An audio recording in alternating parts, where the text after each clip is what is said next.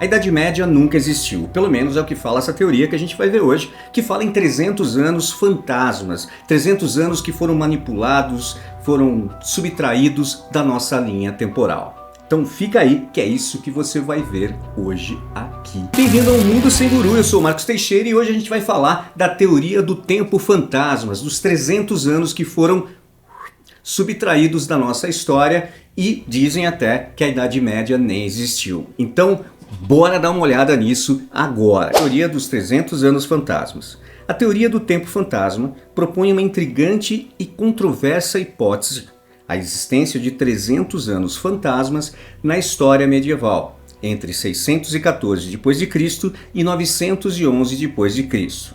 Essa teoria sugere que esse período foi fabricado, impactando nossa compreensão da cronologia e levantando questões sobre a confiabilidade dos registros históricos.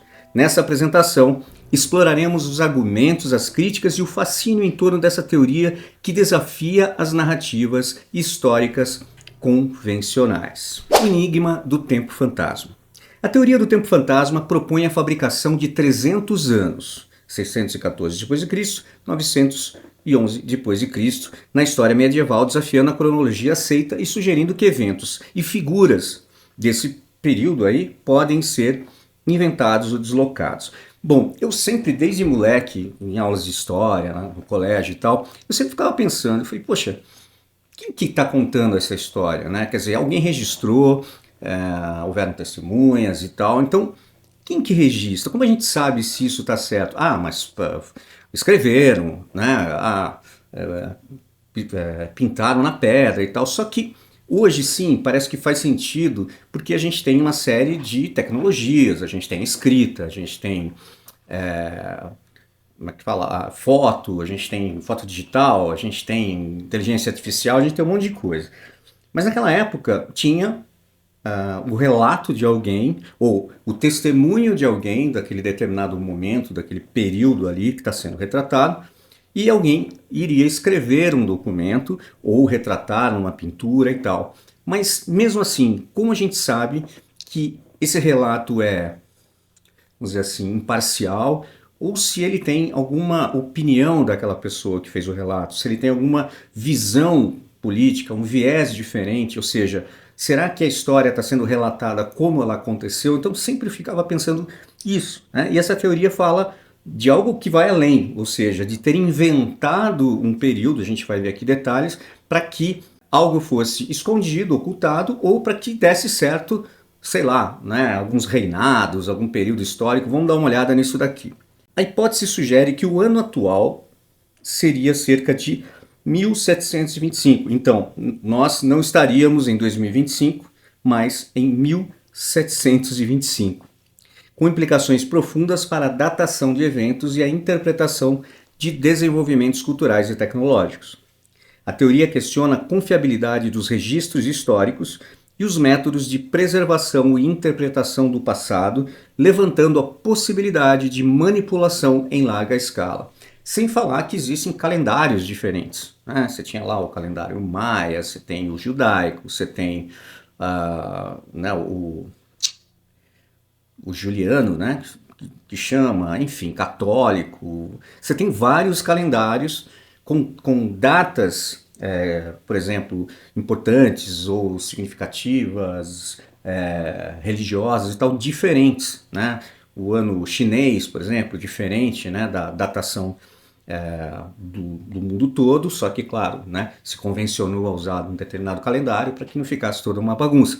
Mas aqui levanta essa questão, será que para que isso funcionasse ou com algum outro interesse teria se inventado alguns anos, no caso aqui 300 anos que nunca existiram, fantasmas aí para cumprir algum objetivo? Heribert Illig, não sei se é assim a pronúncia, mas eu vou ler assim. Heribert Illig e a proposta inicial.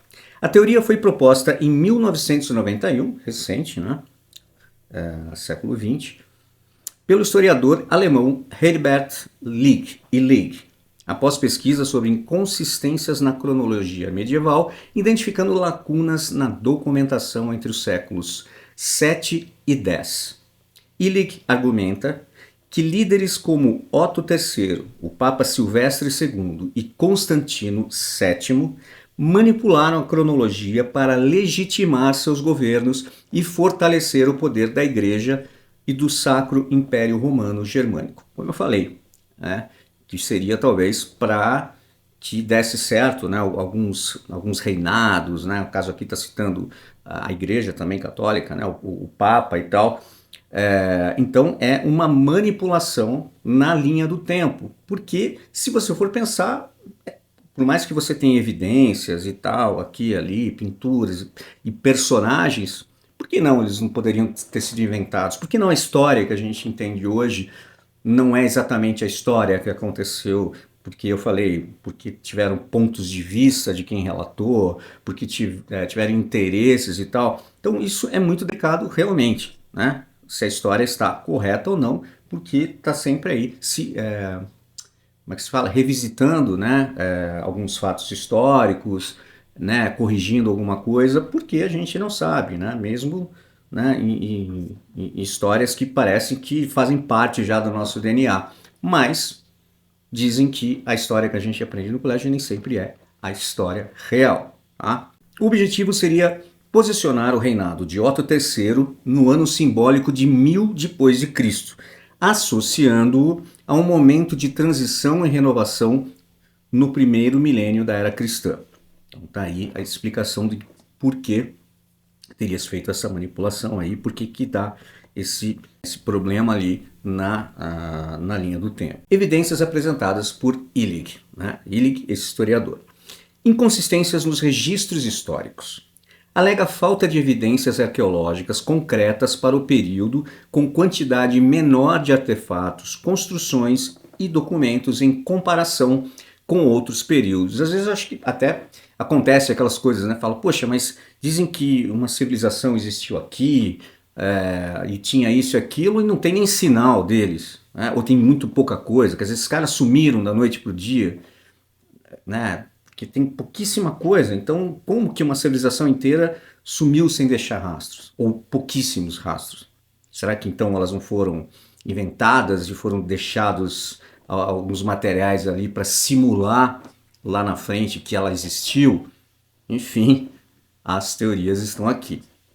O calendário juliano, como eu falei, aponta discrepâncias na correção do calendário, argumentando que a correção de apenas 10 dias na adoção do gregoriano indica que menos tempo se passou. Então, tá aí uma inconsistência, né, em relação a essa correção do calendário juliano para o gregoriano. O mito de Carlos Magno questiona a veracidade da existência de Carlos Magno, alegando que as fontes sobre ele são tardias e possivelmente fabricadas. Então você já imaginou se grandes personagens, grandes conquistadores, grandes figuras históricas não seriam meros personagens e essa história se transformaria de uma hora para outra em mera literatura, historinha? Então fica aí a reflexão e claro, eu sempre peço, comenta aqui embaixo, eu quero saber a opinião de vocês, o que vocês estão achando dessa teoria, dessa coisa aqui, tá? E se você ainda não se inscreveu, se inscreva por favor, compartilhe nos seus grupos aí malucos que você faz parte, ative lá o sininho das notificações, porque isso ajuda muito a gente a chegar a mais pessoas e levar essas reflexões, vamos dizer assim, essas teorias para mais gente analisar, curtir, se divertir, enfim, ajuda muito a gente, tá bom? Cronologias sincronizadas apontam inconsistências em cronologias de outras culturas, como a bizantina e a islâmica, que corroborariam a teoria da manipulação. Então, aqui são os argumentos, né, as evidências que esse historiador, né, esse Illig, trouxe em relação às análises que ele fez nessas correções de calendário juliano para gregoriano, né, de civilizações que tinham poucas evidências, né, e até aqui com relação às culturas bizantina e islâmica. A lacuna arqueológica.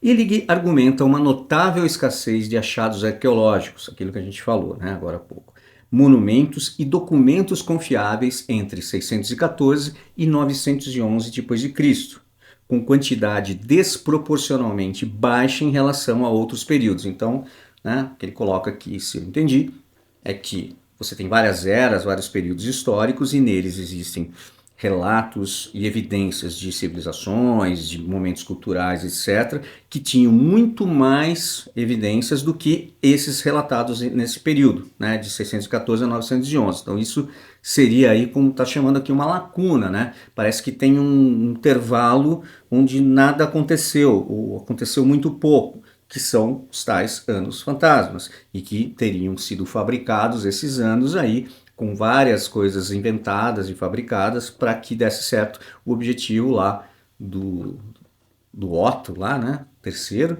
e da Igreja Católica. Ele questiona a autenticidade de construções e registros culturais atribuídos à Alta Idade Média, levantando dúvidas sobre a datação e a origem de diversos documentos. Então aí o senhor Illig, né, está questionando tudo, desde os relatos, as evidências, as correções, enfim, é o que ele está colocando para a gente. Erro no calendário.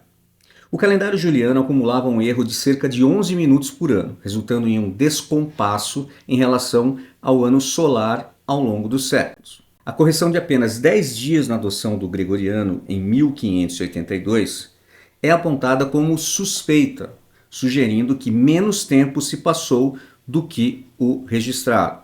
Então teve aí outra, meteram a mão aí no tempo e deram essa correção aí que, segundo falo aqui, não seriam, sugerindo que menos tempo se passou do que o registrado. Enfim, tem aí esse gap, né? Essa coisa estranha nessas tentativas de correção ou de passar desse modelo de calendário juliano para o gregoriano. Enfim, tem aí algo estranho. A resposta da comunidade acadêmica. Evidências arqueológicas. Existem evidências de atividade humana no período contestado, com inúmeros artefatos, construções e documentos comprovando a ocupação humana. Bom, pelo que eu entendi na teoria do Illig, não é que não, ele fala que não existiram, mas existe um número muito menor de evidências, documentos, construções, templos, enfim, do que em outras eras estudadas, do que em outros períodos da história. Então, essa quantidade bem modesta de evidências e tal, é que levanta também essa questão. Registros independentes. Registros históricos de outras civilizações, como a bizantina, islâmica, chinesa e indiana, se alinham com a cronologia europeia tradicional. A impraticabilidade da fraude. A manipulação em larga escala de registros, a coordenação entre culturas e a supressão de evidências seriam praticamente impossíveis. Não sou historiador, mas como um ser humano normal e como aquela criança do colégio que eu era, questionando por que não se poderia manipular alguma coisa. Como eu falei, a gente tinha um registro precário das coisas. Então, a gente poderia aumentar. Como você vai contar, né, uma historinha para o teu amigo, para tua amiga, para o namorado? Você pode pegar uma coisa simples que aconteceu e transformar numa coisa épica, gigante, né? Um fato que aconteceu vira um filme. Né? Então a gente tem esse poder do tal storytelling, né? Ou seja, a gente pode contar uma história de várias maneiras, seria o ideal, no caso histórico, de uma coisa imparcial, né? Só um relato, mas o cara que estava lá relatando, ele pode ter despertado o poeta que existia dentro dele, né? O escritor, e também ter transformado e tal. Então, assim, eu não sei em que escala, né? Que está falando aqui em larga escala, mas eu tenho certeza que muita coisa foi manipulada e foi escrita de uma maneira poética, se criou figuras para que a história ficasse melhor ou que a história fosse boa para determinada figura, né? Para um determinado rei, um imperador, enfim. Então eu acho que talvez em larga escala, como está falando aqui, como eu não sou historiador, né, não vou arriscar, mas eu tenho certeza que coisas foram realmente exageradas, inventadas e manipuladas. A impraticabilidade da fraude, a manipulação em larga escala de registros, a coordenação entre culturas e a supressão de evidências seriam praticamente impossíveis. A existência de evidências materiais. A Catedral de Aachen, também não sei se eu pronuncio essa, ou Aachen, construída durante o reinado de Carlos Magno, e diversos sítios arqueológicos com vestígios datados entre os séculos 7 e 10 comprovam a existência do período. Então, está aqui do lado científico, do lado arqueológico, a comprovação, então aqui, que isso sim teria existido, tal, né? Porque a gente tem aí os sítios arqueológicos, os vestígios datados e blá blá blá. Métodos científicos como carbono 14, o famoso carbono 14, e dendrocronologia confirmam a idade de artefatos e construções, com estudos dendrocronológicos, mostrando uma sequência contínua de anéis de crescimento. Então, como está falando aqui, tirando a questão da larga escala, se eu quisesse evidenciar que existia uma determinada cultura, uma civilização e tal, eu poderia colocar alguns artefatos, e por isso poucos, porque não seria em larga escala, e nessa época exatamente, e eles seriam datados com carbono 14 sendo daquela época, claro, porque eles foram feitos, né, colocados ali e tal. Mas a questão aqui, eu acho que a parte mais importante da questão da defesa aqui científica, claro, é a questão da larga escala, né? Até pela logística, enfim, né? Pelas coisas que existiam à disposição, tecnologia e tal, seria uma coisa realmente quase que impossível. Por que essa teoria intriga? A ideia de uma história restrita exerce fascínio, desafiando certezas sobre o passado e abrindo espaço para especulação. Claro, todo esse tipo de questionamento, ou quando existe ali uma coisa não tão bem explicada, uma ausência de prova tal, geram teorias paralelas, ou as tais teorias da conspiração. Ou seja, a gente fica ali, né, falando, não, isso não existe, existiu mesmo desse jeito que estão falando, mas fica aquela pulga atrás da orelha. Pô, será que não tinha jeito realmente de ter feito uma manipulação aqui ou ali e tal? Então, tudo que não é bem explicado gera questionamento, curiosidade, né? E o que mais você quiser. Teorias da conspiração, como eu falei, oferecem narrativas alternativas que atribuem eventos a ações secretas de grupos poderosos, encontrando ressonância da desconfiança e instituições. Então, eu acho que a manipulação vem de todos os lados. Uma vez até uma pessoa me falou que se as teorias da conspiração não seriam a linha do tempo ou a história real, né? E a história que se diz real eram teorias criadas, inventadas e fantasiosas. A Alta Idade Média é um período menos documentado, dando margem a interpretações alternativas, mesmo que infundadas, e contribuindo para o interesse em teorias como essa. Então está aqui, né, a questão científica, né, técnica e tal, colocando os seus argumentos nessa teoria do tempo fantasma do nosso amigo lá, historiador. Conclusão e reflexões finais.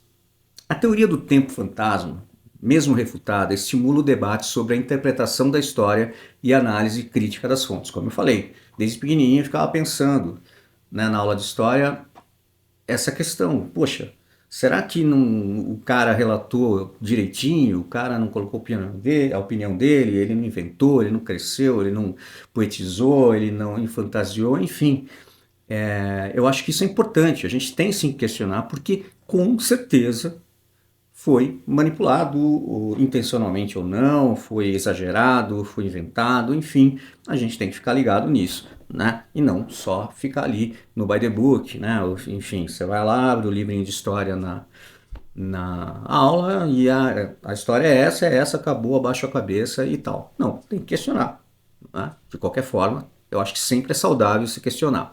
A teoria destaca a importância de examinar cuidadosamente as fontes primárias e secundárias, considerando o contexto histórico em que foram produzidas. Ótimo. Apesar das evidências contrárias, a pergunta "e se", né, o famoso what if, persiste, demonstrando o poder das narrativas alternativas e o fascínio pelo desconhecido. Não tenho nada a comentar aqui. Se vocês quiserem comentar, comenta aqui, porque é uma forma de a gente fazer uma reflexão. E para encerrar, eu sempre deixo ali uma pergunta, né, um pensamento e tal. Nesse caso aqui eu coloquei o seguinte, ó, se a história que conhecemos pode ser tão facilmente questionada, o que mais pode estar oculto em nosso passado? Deixe sua opinião, comente aqui embaixo, se inscreva no canal, soca o dedo no like, porque aqui você vai ver as teorias mais incríveis, vai levantar um monte de questionamento na sua cabeça, vai te divertir ou vai explodir a sua cabeça, mas não deixe de se inscrever no canal para ajudar a gente a crescer, porque o canal é novo, beleza? Então, até o próximo vídeo.